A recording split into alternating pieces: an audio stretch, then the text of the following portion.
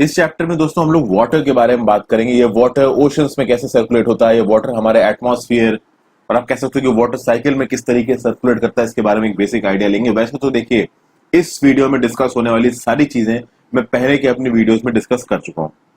खासकर मैंने जो ज्योग्राफी की प्लेलिस्ट में वीडियो बनाई है वहां पे डिस्कस कर चुका हूँ, बट एनसीईआरटीज को एक लाइन में लेके चल रहे हैं तो यहाँ पे वो चीजें दोबारा होंगी। इस चैप्टर से रिलेटेड जितनी भी चीजें होंगी उसको हम लोग एक बार फिर से देखेंगे कुछ बेसिक कंसेप्ट के साथ।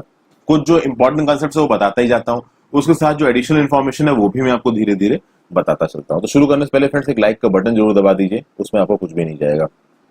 अब देखिए, जब भी वाटर की बात होती है, पानी की बात होती है, तो हमारे दिमाग में क्या इमेज आएगी? तो भाई नदियों में बहता हुआ पानी आपके दिमाग में आएगा, जो वाटरफॉल से पानी नीचे गिर रहा है, कभी अगर आप गए हो तो वो याद आएगा। भाई जब पानी बरसता है तरतर तरतर तो उस समय पे जिस तरीके से पानी गिर रहा होता है वो सब चीजें याद आती हैं। तो इस तरीके के सीन्स हमारे दिमाग में आने लगेंगे जब भी पानी की हम लोग बात आएंगे। हमारे टैप्स में, नलों में पानी आता है उसकी बात करेंगे। आप शावर से नहाते हो उसमें बहुत मजा आता है लोगों को।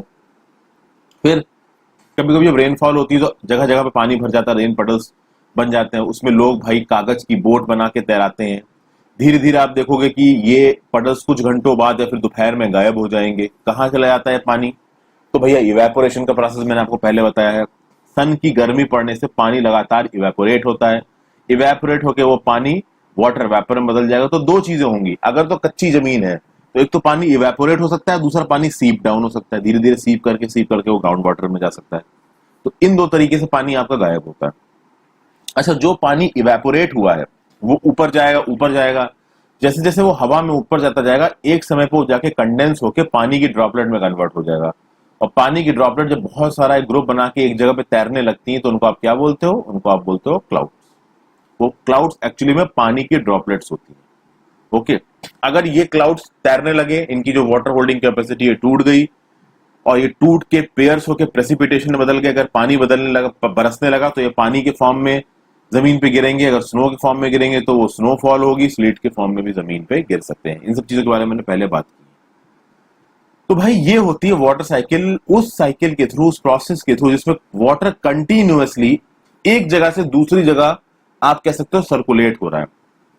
जैसे कि वो ओशन से, एटमॉस्फियर से और लैंड से होता हुआ इधर उधर जा रहा है। जैसे लैंड में नदी के फॉर्म में बह रहा है, अब उस नदी से पानी वेपोरेट हुआ, एटमॉस्फेयर में पहुंच गया, वो एटमॉस्फेयर में ऊपर गया, पानी बरस के मान लीजिए वो ओशन में गिर गया। तो एक तरीके की वाटर साइकिल। उसी तरीके से ओशंस में जो पानी है वो इवेपोरेट हुआ, बादल बना, बादल बन के आके वो किसी लैंड एरिया में गिरा, फिर यहाँ पे बारिश हुई तो वो रिवर्स में चला गया, ग्राउंड वाटर में चला गया। तो ये एक तरीके की वाटर साइकिल है और इस पे कंटिन्यूअसली जो पानी है वो बरसता रहता है। तो हमारा जो अर्थ है बेसिकली टेरेरियम की तरह, अभी टेरेरियम की भी बात करेंगे।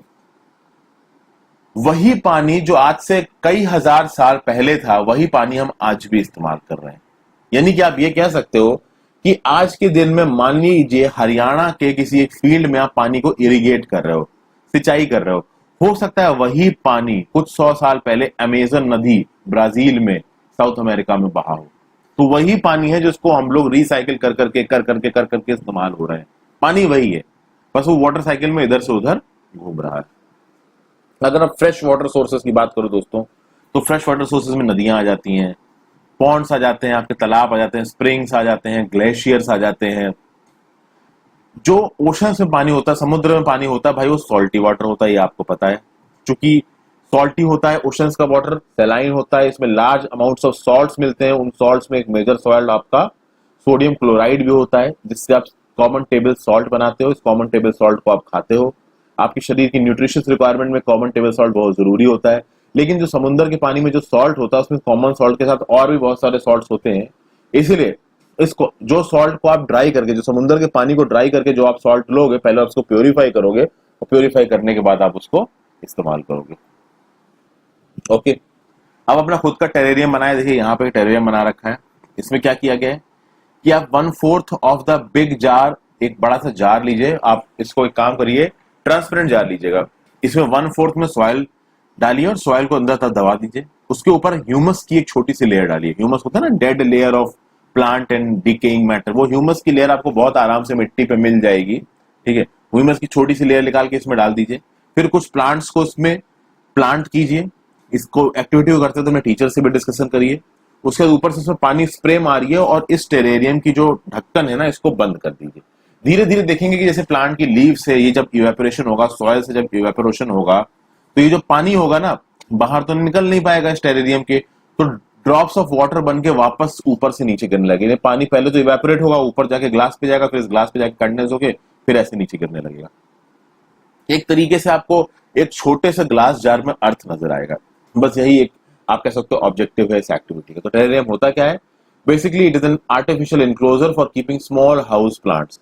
बहुत सारे घरों में शो की तरह इस टेरेरियम को रखा जाता है। तो यहाँ पे देखिए आपको तरीके से वाटर साइकिल दिख रही है। यहाँ पे पानी है, पानी से इवेपोरेशन हुआ, ऊपर जाके कंडेंसेशन के थ्रू भाई ये आपके क्लाउड्स बन गए। ये क्लाउड्स जब बरसेंगे तो वो होगा प्रेसिपिटेशन, प्रेसिपिटेशन से रन ऑफ होगा। रन ऑफ कैसे होता है भाई? जो आप कह सकते हैं ना कि जो पानी ऊपर गिर रहा है वो आपका नदियों में जाएगा, पॉन्ड्स में जाएगा, तो नदियां धीरे धीरे अपना रास्ता बना के ओशंस में जाएंगी। तो वही पानी जो बारिश के थ्रू नीचे बरसा था वो समुद्र में पहुंच जाएगा, ओशन में पहुंच जाएगा। तो ये वाटर साइकिल का एक हिस्सा है। ओके, यहां पे देखते हैं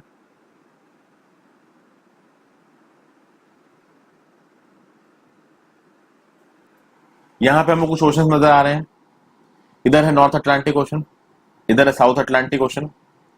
बीच से इक्वेटर गया हुआ है, देखिए ये इक्वेटर गया रखा है। कुछ इंपॉर्टेंट ओशन है जो आप देख रहे हो, नॉर्थ अटलांटिक, साउथ अटलांटिक, फिर नॉर्थ पैसिफिक ओशन इधर, साउथ पैसिफिक ओशन इधर, इधर भी कुछ वैसा ही है।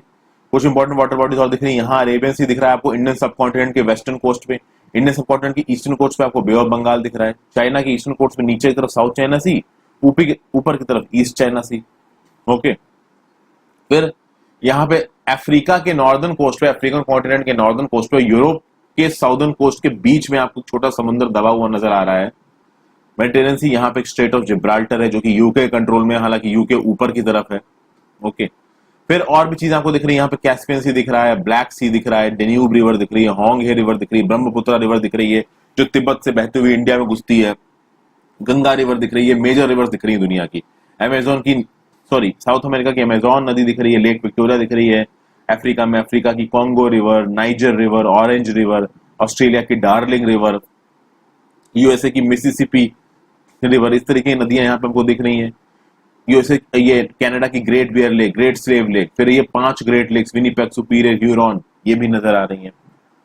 तो इस मैप के थ्रू थोड़ा बहुत हमको इंपॉर्टेंट वाटर बॉडीज दिखे, तो मेजर सीज, लेक्स और रिवर इस मैप में आपको नजर आ रही थी। वैसे तो देखिए इतना इनफ नहीं है।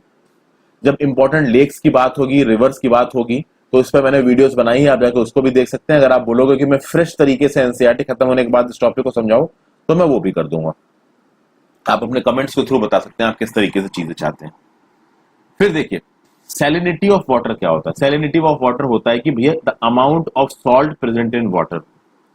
तो 1000 ग्राम्स ऑफ वाटर में कितना अमाउंट ऑफ सॉल्ट प्रेजेंट है वो डिसाइड करेगा किसको? वो डिसाइड करेगा आपका सैलिनिटी को।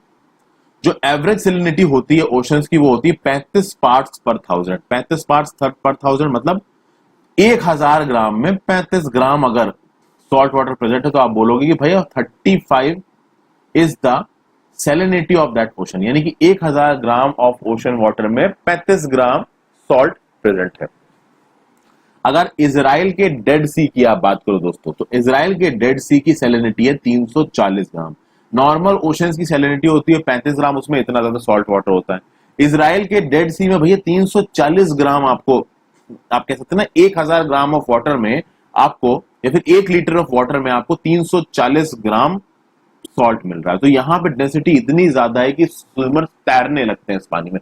क्योंकि डेंसिटी ज्यादा है तो आप आसानी से डूबोगे नहीं। देखिए इस फोटो में आपको डेड सी का एक नजारा नजर आ रहा है। इसके बैंक में ही आप देख सकते हैं फ्रेंड्स कि कितना ज्यादा सॉल्ट होगा इस पानी में। अच्छा, इतना ज्यादा सॉल्ट इस पानी में पहुंचा कैसे?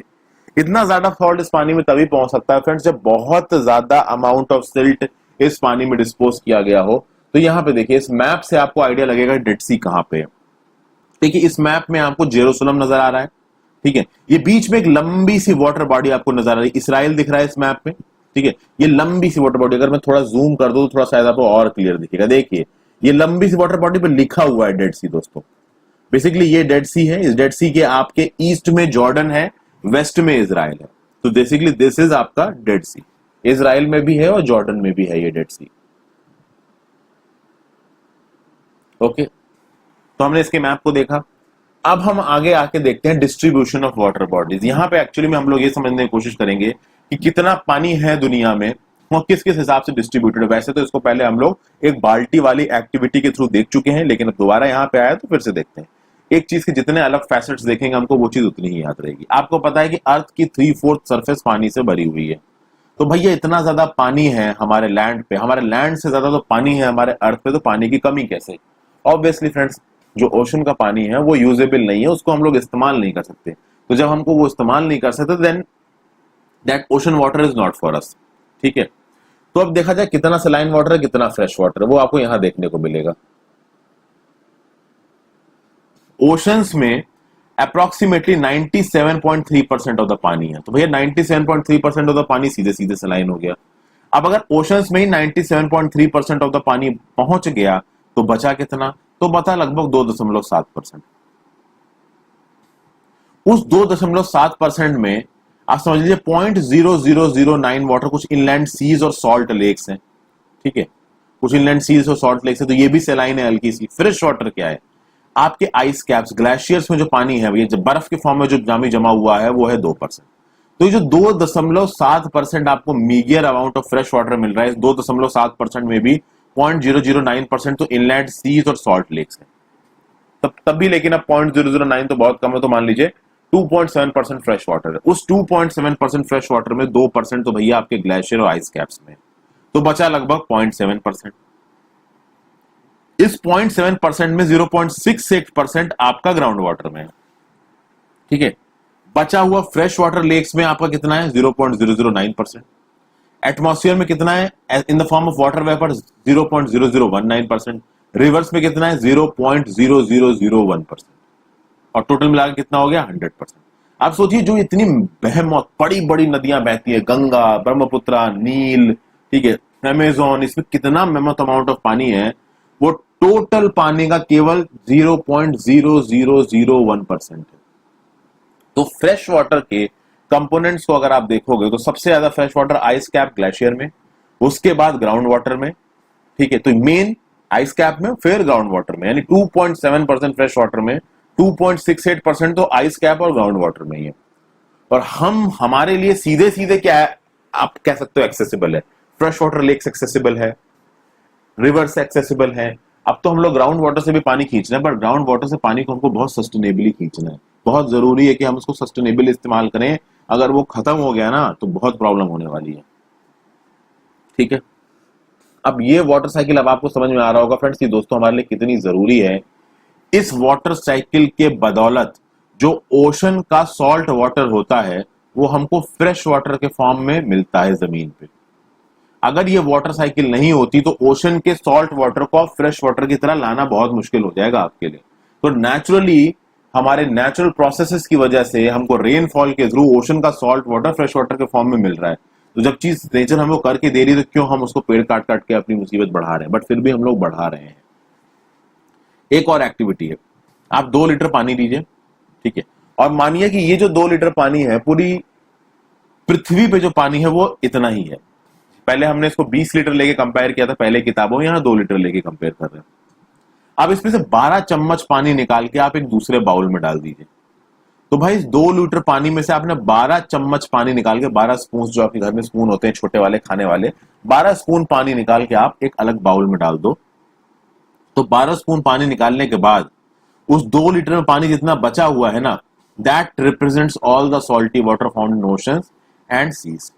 तो वो सॉल्टी वाटर है, खाने पानी है, जो ओशन और समुद्रों में मिलता है। और ये ऑब्वियसली बात है कंजम्पशन के लिए अच्छा नहीं है, सलाइन से बहुत सारे सॉल्ट्स होते हैं। जो 12 स्पून पानी आपने लिया है एक बाउल में, that is the total amount of fresh water on the अर्थ। समझ गए? तो ये 12 स्पून पानी is the total amount of fresh water on the अर्थ। अब इसके सेग्रीगेशन को अगर हम लोग करें दोस्तों, तो एक ड्रॉप, अगर एक बूंद पानी की देखी जाए तो दैट इज रिवर्स। अगर 2 लीटर पानी आप टोटल मान रहे हो पूरी पृथ्वी पे, तो उस 2 लीटर पानी में से एक बूंद पानी डिनोट करेगी नदियों को, रिवर्स को। आधा स्पून, आधा चम्मच पानी डिनोट करेगी आपका फ्रेश वाटर लेक्स को। 2 चम्मच पानी आपका डिनोट करेगा जितना हमारा पूरा ग्राउंड वाटर है उसको, और 9 चम्मच पानी डिनोट करेगा जो हमारे आइस कैप्स और ग्लेशियर्स में पानी दबा हुआ है। तो ये एक और एक्टिविटी है जिससे आपको हल्का फुल्का आइडिया लग रहा है कि फ्रेश वाटर कितना है और सैलाइन वाटर कितना है।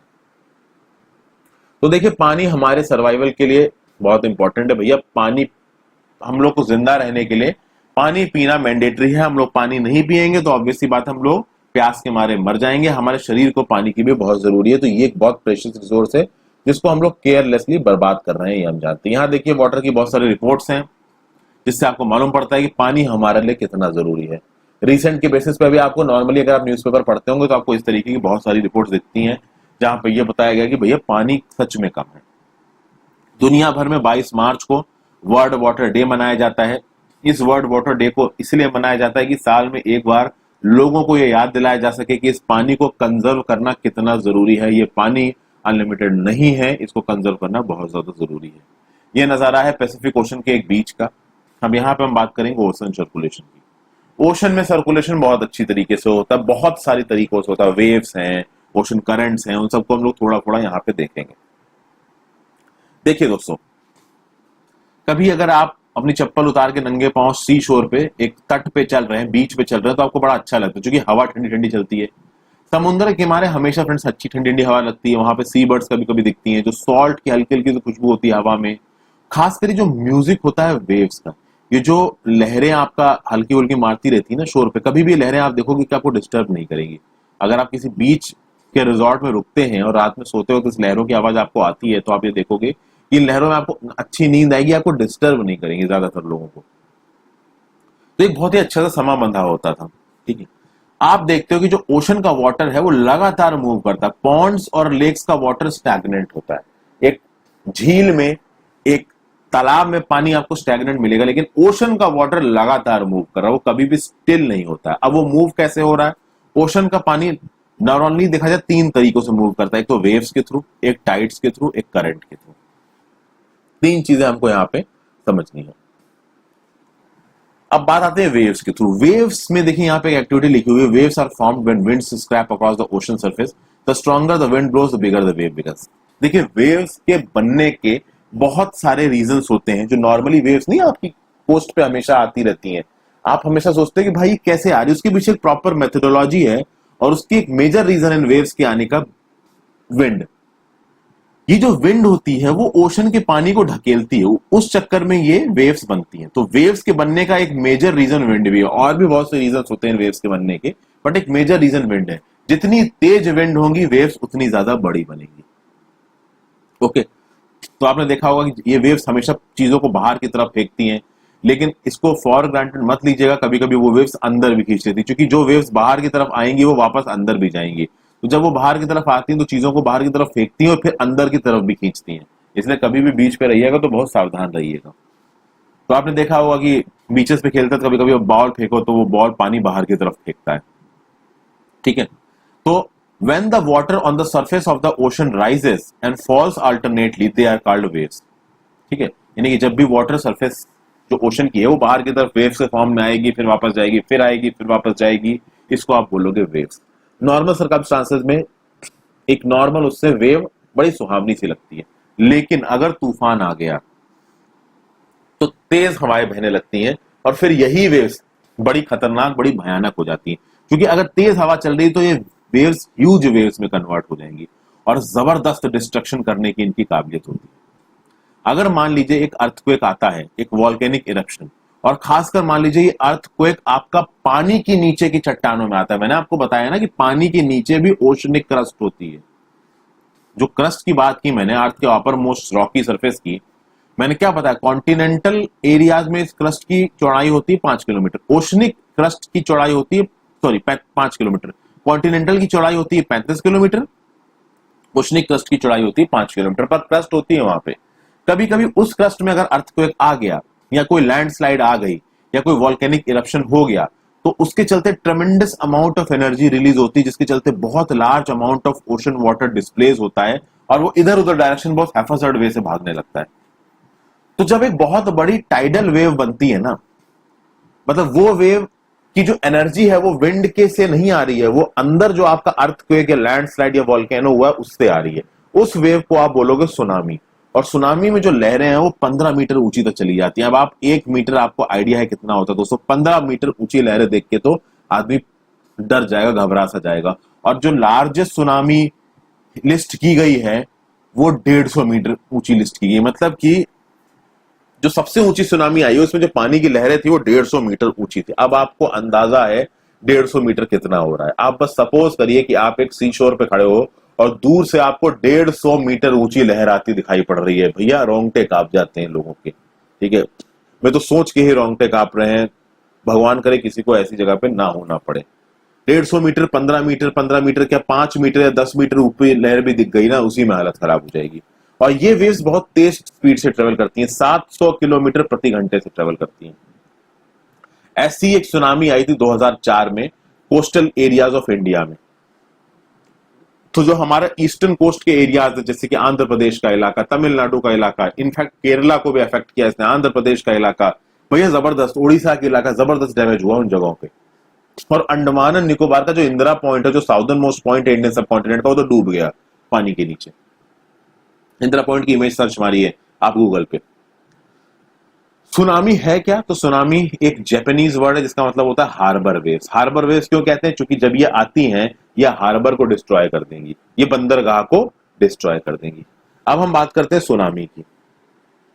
सुनामी को आप बोलोगे द अर्थ्स पेंडेमोनियम। अब ये जो सुनामी होती है, जो हार्बर वेव होती है, इसने इंडियन ओशन में बवाल मचा दिया 26 दिसंबर 2004 को। इसका जो एपिसेंटर था वो वेस्टर्न बाउंड्री ऑफ सुमात्रा पे था। अब इस वेस्टर्न बाउंड्री ऑफ सुमात्रा भी मैं आपको दिखाऊंगा। हुआ क्या कि इसका जो मैग्नीट्यूड था रिक्टर स्केल पे वो था 9, बहुत भयंकर था। और जो इंडियन प्लेट थी वो बर्मा प्लेट के नीचे चली गई, जिसके चक्कर में बहुत तगड़ा मूवमेंट हुआ सी का, अर्थक्वेक आया, ओशन फ्लोर 20 मीटर से खिसक गया। अब आप बोलोगे भैया कौन सी इंडियन प्लेट चलेगी, कौन सी बर्मा प्लेट के नीचे? तो ये देखिए ऐसे गई है। इस प्लेट में देखिए फ्रेंड्स, ये जो वॉयलेट वॉयलेट रंग का दिख रहा है ना आपको, ये वॉयलेट रंग, या वॉयलेट तो नहीं कहना चाहिए, जो लाल कलर का, जो डार्क लाल कलर की जो आपको प्लेट दिख रही है आपको, ये एक्चुअली में इंडियन प्लेट है। और यहाँ पे ईस्टर्न एंड पे ये बर्मा प्लेट से टकरा रही है। बर्मा प्लेट नीली वाली जो लाइन खींची हुई, लंबी नीली वाली जो पॉइंटेड लाइन खींची, ये बर्मा प्लेट है। और इस बर्मा प्लेट से इस तरफ से जो ये आपकी इंडियन प्लेट है वो टक्कर मार रही है। और यहाँ पे इस जगह पे अगर आप देख पाए, यहाँ पे मैं एरो के थ्रू पॉइंट आउट नहीं कर पा रहा हूं, बट फिर भी आई होप कि आपको नजर आ रहा हो। इंडियन प्लेट अगर आप आइडेंटिफाई कर पाए हो, जो इंडियन सब कॉन्टिनेंट की प्लेट है, और ये जो बर्मा की प्लेट है जो कि आपको ब्लू ब्लू कलर के लाइन के फॉर्म में नजर आ रही है यहां पे। और ये बगल में आपको सुमात्रा का आइलैंड नजर आ रहा है, इंडोनेशिया का। तो इंडियन प्लेट इस जगह पे बर्मा प्लेट के नीचे गई धस। यहां पे आपको दिखाता हूं, यहां पे डायग्रामेट तो आपने देख लिया, तो आप समझिए यहां पे ये ऐसे आपकी बर्मा की प्लेट थी और ये इधर इंडियन प्लेट थी। ये इंडियन प्लेट इस बर्मा प्लेट के नीचे गई धस, जिसके चक्कर में 10 से 20 मीटर का जो ओशनिक सरफेस था वो एकदम से खिसक गया, एकदम से झटका आया।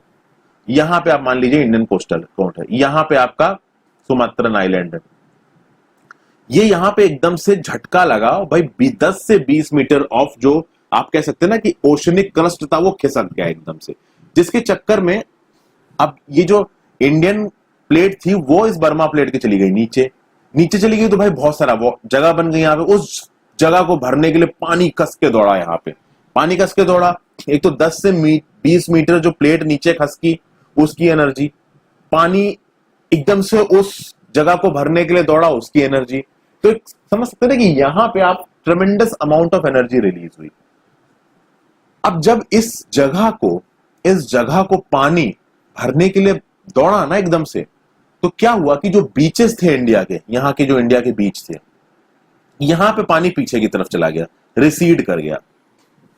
सुनामी का एक बहुत बड़ा सिग्नल होता है ये कि अगर आप एक बीच पे खड़े हो और आपने देखा कि पानी भाई समुद्र का नीचे जा रहा है, पीछे की तरफ जा रहा है, तो वो एक इंडिकेशन होता है कि भाई सुनामी आने वाली। क्योंकि अंडर वाटर कोई ना कोई अर्थक्वेक आया होगा, उसके चक्कर में जमीन डिस्प्लेस हुई होगी, उसके चक्कर में वहां बहुत सारी जगह बनी होगी, उस जगह भरने के लिए अंडरग्राउंड वाटर वहां भागा होगा।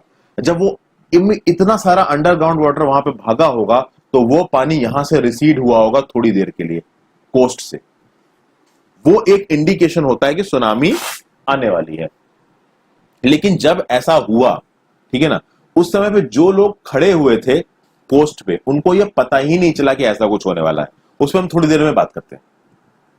तो हमने यहां पे देखा कि 10-20 मीटर आपकी अर्थ की क्रस्ट खिसक गई डाउनवर्ड डायरेक्शन में। उसके लिए एक huge mass of ocean water दौड़ा उस गैप को फिल करने के लिए, और इसके चक्कर में बहुत सारी कोस्ट लाइंस में साउथ ईस्ट एशिया की कंट्रीज की जो कोस्ट लाइन है, पानी वहां से विड्रॉ हो गया, नीचे की तरफ चला गया। चूंकि इंडियन प्लेट बर्मा प्लेट के नीचे चली गई थी, उसकी वजह से एक तो 10 से 20 मीटर जमीन खिसक गई, तो ट्रेमेंडस अमाउंट ऑफ एनर्जी रिलीज हुई, प्लस उस जगह को भरने के लिए पानी दौड़ा, तो उसके चक्कर में भी एनर्जी रिलीज हुई। पानी वहां से भरने के बाद फिर वापस दौड़ा कोस्ट लाइन की तरफ, और वो दौड़ा 800 किलोमीटर प्रति आवर की स्पीड से। अब आप ये सोच रहे होंगे कि उस समय पे जो डीप ओशंस में जो वेसल्स तैर रहे थे वो भी डूब गए होंगे? नहीं। क्या होता है दोस्तों, जब पानी की डेप्थ बहुत ज्यादा होती है ना, तो जो बड़े बड़े शिप्स तैर रहे होते हैं ना ओशन में, उनके नीचे से सुनामी जारी होगी, उनको पता नहीं चला होगा। ठीक है, सुनामी डिस्ट्रक्टिव कब हो जाती है? सुनामी डिस्ट्रक्टिव तब हो जाती है जब वो कोस्ट पे पहुंचती है। क्यों? जैसे मान लीजिए ये है कोस्ट आपका, ये कोस्ट है, यहां से पानी शुरू हुआ, ऐसे इस तरीके से आपका पानी शुरू हुआ। अब मान लीजिए यहां सुनामी है, यहां सुनामी आ रही है, तो भाई डेप्थ ज्यादा है, तो सुनामी किस तरीके से आएगी? इस तरीके से आएगी। तो इसकी जो वेव लेंथ है वो बहुत बड़ी है। वेव लेंथ क्यों बड़ी हो पा रही है? क्योंकि ऑब्वियस सी बात है, पानी की डेप्थ ज्यादा है, तो ह्यूज अमाउंट ऑफ पानी कम एम्पलीट्यूड में समिट जा रहा है। लेकिन जैसे जैसे सुनामी वेव आपकी कोस्ट के पास आती जाएगी, डेप्थ होती जाएगी कम, तो जब डेप्थ कम होती जाएगी तो ऑब्वियस सी बात है, अमाउंट ऑफ पानी जो मेंटेन्ड है वो भाई आपका कम होता जाएगा, क्योंकि डेप्थ के साथ पानी की क्वांटिटी भी ज्यादा होती है ना, और ज्यादा क्वांटिटी लेके ये वेव्स आ रही है सुनामी की। अब चूंकि शोर पे जो डेप्थ है पानी की वो कम हो रही है, तो जो वेव्स है वो लंबी होती जाएंगी, इनका एम्पलीट्यूड बढ़ता जाएगा। इसीलिए जब सुनामी आपकी कोस्ट के पास आती है भाई, वो बहुत ऊंची हो जाती है, क्योंकि जब वो डीप वाटर में होती है तो उसकी वेवलेंथ बहुत बड़ी होती है, एम्पलीट्यूड छोटा होता है क्योंकि डेप्थ ज्यादा है गहरे पानी में। लेकिन जब वो कोस्ट के पास आएगी, डेप्थ हो जाएगी कम, तो वेवलेंथ हो जाएगी कम और एम्पलीट्यूड हो जाएगा बहुत ज्यादा, इसलिए उसकी हाइट हो जाएगी जबरदस्त ऊंची, बहुत ऊंची जो लहरें होती हैं वो आके आपके कोस्ट को धक्का मारेंगी। 800 किलोमीटर प्रति आवर की स्पीड से वेव्स आती हैं। कॉमर्शियल एयरक्राफ्ट भाई इस 800 किलोमीटर प्रति आवर की स्पीड से चलता है, आप समझ सकते हैं कितनी तेज ये वेव्स आती हैं। और भैया जब ये वेव आई ना सुनामी वाली, इसने इंडियन ओशन में तरखाट मचा दिया। अब क्या है कि देखिए, सुनामी पैसिफिक ओशन में तो भाई देखिए कॉमन है, लेकिन इंडियन ओशन में सुनामी कॉमन नहीं है। तो उस समय जब 2004 में ये सुनामी आई थी, लोग इस सुनामी के लिए तैयार नहीं थे। ठीक है, उस समय पे अर्ली वार्निंग सिस्टम नहीं थे, इस तरीके की चीजें नहीं थी, डिजास्टर की प्रॉपर अरेंजमेंट्स नहीं करके रखे गए थे कोस्टल एरियाज में। तो इस तरीके की चीजों ने जो डैमेज था उस डैमेज को बहुत ज्यादा बढ़ा दिया। ओके, जो अंडमान एंड निकोबार में जो इंदिरा पॉइंट था, जो कि आप कह सकते हैं कि इंडिया का साउदर्न मोस्ट पॉइंट है, वो पूरी तरीके से डूब गया। Okay, as the wave moved from earthquake epicenter from Sumatra towards the Andaman Islands and Sri Lanka, the wave length increased, the wavelength decreased with decreasing depth of water। यही जो मैंने अभी आपको बताया, जो स्पीड्स थी जब शुरू हुई थी तो 700 से 900 किलोमीटर प्रति आवर थी, बाद में 70 किलोमीटर प्रति आवर पे पहुंच गई, जैसे जैसे वो कोस्ट के पास आती जा रही थी। जब इन कोस्ट ने हिट किया ना, जब इन वेव्स ने हिट किया कोस्ट को, ये 3 किलोमीटर तक अंदर आ गई। 10,000 लोग मर गए, लाखों लोग इफेक्ट हुए, लाखों घर उजड़ गए भाई, भयंकर तबाही मची कोस्टल एरियाज में, आंध्र प्रदेश के, तमिलनाडु के, केरला, पुडुचेरी, अंडमान एंड निकोबार आइलैंड्स। अब इस अर्थक्वेक को देखिए, एडवांस में तो प्रिडिक्ट नहीं किया जा सकता, लेकिन अगर एक अर्थक्वेक आया है तो उसको सीज्मोग्राफ पर रिकॉर्ड करके एक 3 घंटे की प्रायर वार्निंग दी जा सकती है कि भाई सुनामी आ सकती है। अब इस तरीके के अर्ली वार्निंग सिस्टम उस समय पे पैसिफिक ओशन में तो एक्टिव है, क्योंकि पैसिफिक ओशन में तो पूरी पूरी रिंग्स ऑफ फायर है, तो लोग भाई तैयार रहते हैं, कभी भी कुछ भी आ सकता है। लेकिन जब इंडियन ओशन की बात होता है तो इंडियन ओशन में सीज्मिक एक्टिविटी पैसिफिक ओशन से कम है, उस चक्कर में तैयारी उतनी अच्छी थी नहीं, इसीलिए जब ये सुनामी आई भयंकर तबाही मची। तो कहा जाता है कि this was the most devastating tsunami in the last several 100 years. भैया बहुत डैमेज हुआ लाइफ को, प्रॉपर्टी को। उसके बाद अर्ली वार्निंग सिस्टम्स लगाए गए, सब चीजें करी गई, पर उस समय पे लोगों को काफी नुकसान हुआ। अब सबसे खास बात ये होती है कि यहाँ पे थोड़ा जो लोगों के अंदर अवेयरनेस नहीं थी, वो भी एक रीजन थी। अगर एकदम से पानी विड्रॉ हो जाए कोस्टल रीजन से, पानी अंदर की तरफ भागने लगे, तो आप समझ जाइए कि सुनामी आने वाली है। होता ना कि आप जैसे मान लीजिए गोवा के बीच में नहा रहे हो या किसी भी बीच में नहा रहे हो, एकदम से देखो कि पानी पीछे की तरफ भाग रहा है, समुद्र की तरफ, तो आप समझ जाइए कि भाई पूरे चांसेस है सुनामी आ सकती है। ठीक है, तो जब ऐसा हुआ, लोग उस समय जो कोस्ट पे खड़े थे उन्होंने देखा कि भैया पानी तो पीछे की तरफ भाग रहा है, तो लोग उस पानी से दूर भागने की बजाय उस पानी की तरफ जाने लगे। और एकदम से जब वो वेव्स वापस आई ना, तो उनको मौका नहीं मिला भागने का। तब चाइनाटीज, और इसी चक्कर में बहुत सारी कैजुअलिटी हो गई। अगर उस समय पे लोग समझ जाते कि पानी पीछे की तरफ जा रहा है, हमको पीछे भागना चाहिए, तो हो सकता है कैजुअलिटी कम होती, ज्यादा लोग उस समय कोस्ट में नहीं खड़े होते। लेकिन जब एकदम से सुनामी आई भाई, वो पानी पीछे जाने की वजह से बहुत ज्यादा लोग आगे कोस्ट पे खड़े हो गए, इसलिए बहुत हैवी कैजुअलिटी हो गई इस चक्कर में। अब हम बात करते हैं किसकी, टाइड्स की। टाइड क्या होता है? The rhythmic rise and fall of ocean water twice in a day is called tide. एक दिन में पानी का ऊपर उठना और नीचे उठना, इसको आप बोलते हो टाइड। इसका जो मैंने आपको एग्जांपल अपने सामने देखा था फ्रेंड्स, कि जब मैं एक बार हैवेलॉक आइलैंड्स गया था, यहाँ पे अंडमान निकोबार आइलैंड्स पे, तो हैवेलॉक आइलैंड का जो बीच था ना, उसमें इस तरीके जब हम लोग पहुंचे तो पानी बहुत पीछे था। ठीक है, दिन में हम लोग पहुंचे। रात में जब हम पहुंचे तो भाई पानी बिल्कुल ऊपर तक आ गया था, एकदम भर गया था। तो हमने सामने सामने देखा कि भैया पहले तो पानी भैया आपका 100-200 मीटर समुद्र की हमको अंदर की सरफेस दिख रही हो, फिर एकदम से देखा कि पानी आपका कोस्ट की तरफ आ गया, सब कुछ भर गया। तो एक बाउंड्री बना रखी थी, तो जब हाई सुनामी होती थी ना, तो बाउंड्री के ऊपर तक आ जाता था वो पानी, और जब जब हाई टाइड होती थी, और जब लो टाइड होती थी तो पानी आधा किलोमीटर पीछे खिसक जाता था। तो इसको बोलते हैं भाई rise and fall of ocean water. अब ये होता है आपका टाइड्स की वजह से। जब लो टाइड होगी तो पानी का लेवल नीचे होगा, पीछे की तरफ चला जाएगा पानी। जब हाई लेवल होगा तो पानी ऊपर की तरफ आ जाएगा। अब ये टाइड्स डिपेंड करती हैं दो, एक तो दो बेसिक तरीके की टाइड्स होती हैं, एक होती है स्प्रिंग टाइड, एक होती है नीप टाइड। ठीक है, नीप टाइड में क्या होगा, देखिए नीप टाइड में पहले तो हम लोग स्प्रिंग टाइड को समझते हैं। स्प्रिंग टाइड दो तरीके की चीजों में होती है, फुल मून, एक न्यू मून। यहां देखिए स्प्रिंग टाइड। अब आप क्या बता सकते हैं कि पहली सिचुएशन और दूसरी सिचुएशन में फुल मून कौन सा है, न्यू मून कौन सा है? देखिए ऐसा होता है, देखिए जब आपकी पृथ्वी और सन के बीच में है मून और तीनों स्ट्रेट लाइन में तो है, वो हो जाएगा आपका न्यू मून। और वहीं पे जब आपका मून, जब आपका अर्थ मून और सन के बीच में आ गया, तीनों स्ट्रेट लाइन में है, तो वो हो जाएगा आपका फुल मून। फुल मून और न्यू मून में आपके एक्लिप्सेस भी होते हैं, और इस समय पे होती है स्प्रिंग टाइड। स्प्रिंग टाइड क्यों? क्योंकि इस समय पे अर्थ पे टाइड सबसे तेज होती है। टाइड सबसे तेज क्यों होती है? क्यों? क्योंकि सन और मून के कंबाइंड फोर्सेस पड़ रहे होते हैं अर्थ पे एक ही डायरेक्शन में, तो पानी पे जो फोर्स पड़ता है वो तेज पड़ता है। सबसे जबरदस्त इंटेंसिटी की टाइड इस समय पे आती है, क्योंकि मून और सन का कंबाइंड इफेक्ट पड़ रहा है पानी को खींचने में। वहीं पे नीप टाइड क्या होगी कि देखिए मून यहां पे पानी को इस डायरेक्शन में खींच रहा है, सन पानी को इस डायरेक्शन में खींच रहा है, तो डायरेक्शंस उल्टे हो रहे हैं पानी को खींचने के, इसलिए जो टाइड्स आएंगी वो उतनी स्ट्रांग नहीं होंगी। तो इसलिए इसको क्या बोला जाएगा? इसको बोला जाएगा नीप टाइड। तो ये फर्क होता है आपका स्ट्रांग टाइड में और नीप टाइड में। तो ये बहुत, the strong gravitational pull exerted by the sun and moon on the earth surface causes the tide. ठीक है, the water of the earth closer to the moon gets pulled under the influence of the moon's gravitational force and causes high tide during full moon and new moon, जो कि मैंने अभी आपको बताया सन, moon और अर्थ एक लाइन में होते हैं। टाइड सबसे बड़ी होती है, इन टाइड्स को आप बोलते हो स्प्रिंग टाइड्स। एक चीज देखिए फ्रेंड्स, आपको यहां पे समझनी है कि आप बोलोगे कि भैया सन तो इतना बड़ा है, मून तो पिद्दी सा है, तो फिर मून अर्थ पे इतना इफेक्ट क्यों दिखा पा रहा है? देखिए मून अर्थ के बहुत पास है और सन अर्थ से बहुत दूर है। मैंने आपको बताया था सन अर्थ से 150 मिलियन किलोमीटर दूर है। ठीक है, आप कमेंट में बताइए कि भाई मून कितना दूर है आपका अर्थ से, तो आप सन देखोगे भैया बहुत ज्यादा दूर है आपका अर्थ से, लेकिन मून उतना दूर नहीं है अर्थ से। इसलिए मून की ग्रेविटेशनल पुल और सन की ग्रेविटेशनल पुल ऑलमोस्ट इक्वल। आप कह सकते हो कि मून की जो ग्रेविटेशनल पुल है as far as tides is concern ज्यादा हो जाती है सन से, क्योंकि बहुत पास है अर्थ के। लेकिन जब मून होता है फर्स्ट क्वार्टर में और लास्ट क्वार्टर में, तो ocean water diagonally opposite direction में जाता है, जिस चक्कर में लो टाइड्स होती है। अब यहां पे आपको समझना होगा कि भैया फर्स्ट क्वार्टर और फोर्थ, लास्ट क्वार्टर क्या होता है मून का, तो वो भी बताता हूं आपको।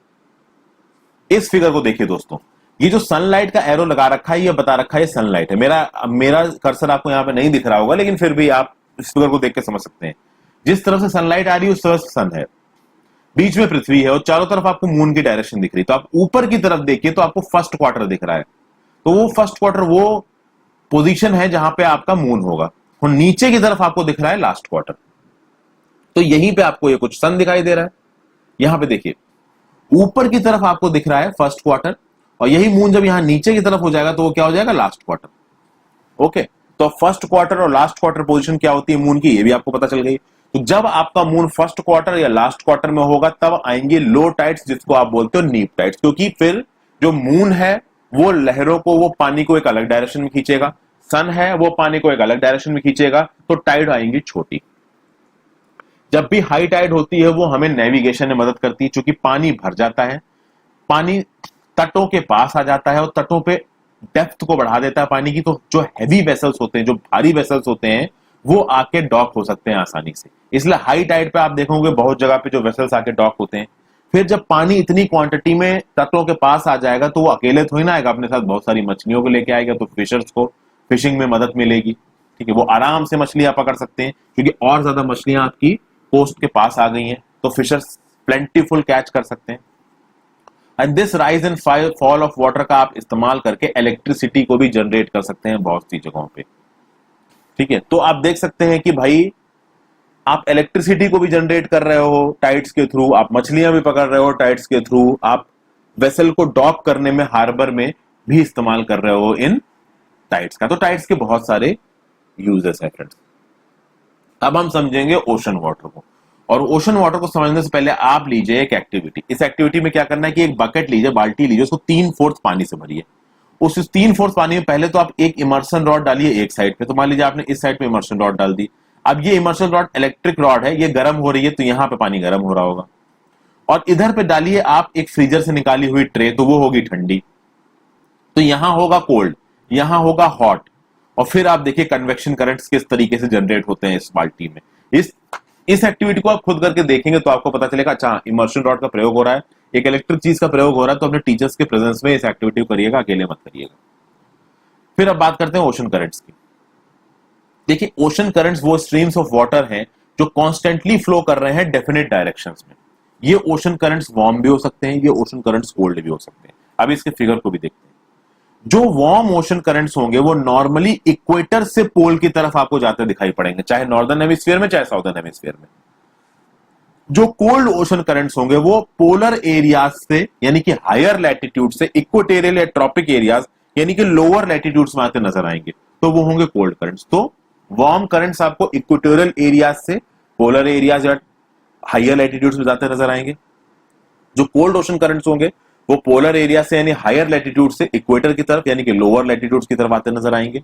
तो आप एक करंट की डायरेक्शन देख के बता सकते हो कि भाई ये कोल्ड करंट है या वार्म करंट है। लैब्राडोर कोल्ड करंट है, गल्फ स्ट्रीम वार्म करंट है। अगर एक वार्म करंट कहीं जाएगा तो वो गर्म इफेक्ट लेके आएगा, वार्म इफेक्ट लेके आएगा। अगर कोल्ड करंट कहीं जाएगा तो वो कोल्ड डेसिकेटिंग इफेक्ट लेके जाएगा। और जहां पे वार्म और कोल्ड करंट मिलेंगे वो one of the best fishing grounds बनाते हैं पूरी दुनिया में। ये तो हमने देखी थ्योरी। अब इस थ्योरी को समझते हैं फिगर से। ये रहे आपका ओशन करंट्स, आपको नजर आ रहा है फ्रेंड्स। ये देखिए ये गल्फ स्ट्रीम कुछ इस तरीके से जा रही है, आप देख सकते हैं कि इक्वेटर से पोल की तरफ जा रही है। तो ये जो गल्फ स्ट्रीम है this is basically a warm current. वहीं पे ये जो कैनरी करंट है, ये कैनरी करंट आपका, ये जो गल्फ स्ट्रीम है दो भागों में बट रही है, एक नॉर्थ अटलांटिक ड्रिफ्ट है और एक घूम के कैनरी करंट है था। तो जो कैनेटरी करंट है वो भैया आपके हायर लैटिट्यूड से लोअर लैटिट्यूड की तरफ आ रही है, यानी पोलर एरिया से इक्वेटोरियल एरियाज की तरफ पे आ रही है। तो ये कैनरी करंट हो जाएगा आपका कोल्ड करंट। वहीं पे जो नॉर्थ अटलांटिक ड्रिफ्ट है, ये नॉर्थ अटलांटिक ड्रिफ्ट हो जाएगा आपका वार्म करंट। क्योंकि ये इक्वेटर से पोलर एरियाज की तरफ से आ रहा है, तो इस वार्म अटलांटिक ड्रिफ्ट की वजह से ये जो स्कैंडिनेवियन कंट्रीज के जो पोर्ट्स है ना, इनका पानी फ्रीज नहीं होता विंटर्स में। इनका पानी आपका, आप कह सकते हो कि पानी बना हुआ होता है, तो भैया जो वेसल्स हैं वो तैर के जा सकते हैं यहाँ पे। ये लैब्राडोर करंट दिख रहा है आपका, पोलर एरिया से इक्वेटोरियल एरियाज की तरफ आ रहा है, तो ऑब्वियस सी बात है लैब्राडोर करंट आपका होगा क्या, कोल्ड करंट। ये कैलिफोर्निया करंट आपको नजर आ रहा है फ्रेंड्स, पोलर एरिया से इक्वेटोरियल एरियाज की तरफ, तो कैलिफोर्निया करंट भी होगा आपका cold current. Alaska current equatorial से पोलर की तरफ जा रहा है, तो ये होगा वार्म करंट। तो अब आपको समझ में आ गया होगा कि भैया वार्म और कोल्ड करंट क्या है। आप देखिए जो अफ्रीका है, अफ्रीका के वेस्टर्न कोस्ट पे ये बेंगुला करंट जा रहा है आपका पोलर एरिया से इक्वेटोरियल एरिया की तरफ, तो ये होगा कोल्ड करंट। वहीं पे इसी ऑस्ट्रेलियन कॉन्टिनेंट के ईस्टर्न एंड पे आपको अगुल हास करंट दिख रहा है, जो कि आपका जा रहा है पोलर एरियाज की तरफ, तो ये होगा इक्वेटोरियल से पोलर, तो ये होगा हॉट करंट। तो आपको समझ में आ रहा है ना। इंडियन ओशन में जो करंट की डायरेक्शन है वो बदलती है, वो हम लोग मॉनसून के हिसाब से बदलती है। जब और डिटेल में करंट्स में घुसेंगे तब देखेंगे। इसमें एक बहुत अच्छा एक ऑब्जर्वेशन है, वो मैं आपको बताना चाहूंगा दोस्तों। उस ऑब्जर्वेशन को समझने के लिए मैं थोड़ा सा यहाँ पे, जहां पे मैंने आपको एक चीज बताई, जहां पे आपके कोल्ड और वार्म करंट्स मिलते हैं, वहां पे बहुत अच्छे फिशिंग ग्राउंड्स बनते हैं। अब देखिए यहाँ पे मैंने थोड़ा इस फिगर को जूम किया है। ये देखिए यहाँ पे एक न्यू फाउंडलैंड आइलैंड है कनाडा का। इस न्यू फाउंडलैंड आइलैंड के नीचे एक नोवा स्कोटिया आइलैंड है।